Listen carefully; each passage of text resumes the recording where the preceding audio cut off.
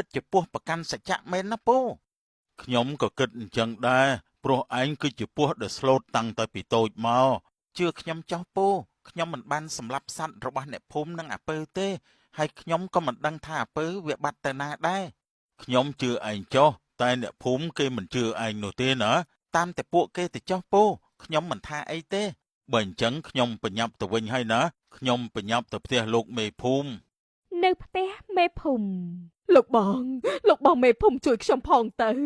យប់មិញអាពៅកូនរបស់ខ្ញុំត្រូវបានពស់ចាប់យកទៅស៊ីហើយមែនហើយសូមជួយរកដំណោះស្រាយផងទៅលោកបងមេភូមិតើរឿងនេះពិតដែរទេ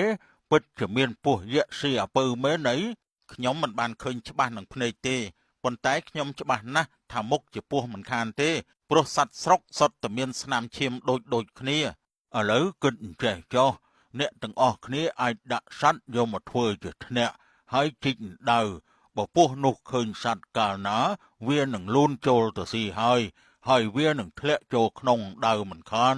បាទលបងមេភូមិពួកយើងនឹងរួមសាមគ្គីគ្នាជីកដៅនោះអ្នកភូមិបានជីករណ្ដៅយ៉ាងធំរួចហើយយកសត្វមកដាក់ជាអន្ទះដើម្បីចាប់ពស់នោះសង្ឃឹមថាសត្វប្រភេទនេះនឹងទាក់ទាញពស់ឲ្យចូលមកស៊ីទៅចុះនឹងហើយខ្ញុំក៏គិតអញ្ចឹងដែរខ្ញុំនឹងសម្លាប់ពស់នោះដោយផ្ទាល់ដៃបើសិនជាវាធ្លាក់ចុះក្នុងរណ្ដៅនេះអ្នកភូមិបានត្រៀមខ្លួនរួចជាស្រេចក្នុងការចាប់យកពស់យក្សចំណែកឯពស់យក្សក៏បានជួបនឹងបិសាចចចនៅក្នុងព្រៃតើឯងជាអ្នកស៊ីអាពៅនឹងសัตว์នៅក្នុងភូមិមែនទេមែនហើយយើងគឺជាអ្នកស៊ីតែពេលនេះយើងឈប់ទៅរំខានអ្នកភូមិទៀតហើយព្រោះហេតុអីទៅឯងដឹងខុសហើយមែនទេមែនហើយយើងដឹងខុសហើយយើងមិនទៅរំខានអ្នកភូមិទៀតទេតាមពិតបិសាចចចបានដឹងពីគម្រោងការរបស់អ្នកភូមិហើយវាក៏បានព្យាយាមទម្លាក់កំហុសនេះទៅកាន់ពស់យក្សប៉ុណ្ណោះជារឿងល្អណាស់ដែលឯងចេះដឹងល្អនឹងអាក្រក់បែបនេះឯងដឹងទេអ្នកភូមិគេរស់នៅទាំងភ័យខ្លាចណាខ្ញុំដឹងហើយប៉ុន្តែខ្ញុំមានរបស់មួយនៅក្នុងភូមិខ្ញុំមិនហ៊ានទៅយកទេតើឯងអាចទៅយកជំនួសខ្ញុំបានទេតើនោះជារបស់អីទៅគឺជាកន្ទុយមាសពីដូនតារបស់ខ្ញុំកន្ទុយនោះលាក់នៅក្នុងខ្លួនពពែងាប់មួយក្បាលណាពិតមែនទេមែនហើយខ្ញុំបានកែខ្លួនទៅហើយតែបើខ្ញុំទៅពេលនេះពួកគេនឹងសម្លាប់ខ្ញុំជាមិនខានសូមឯងទៅយកឲ្យខ្ញុំផងណា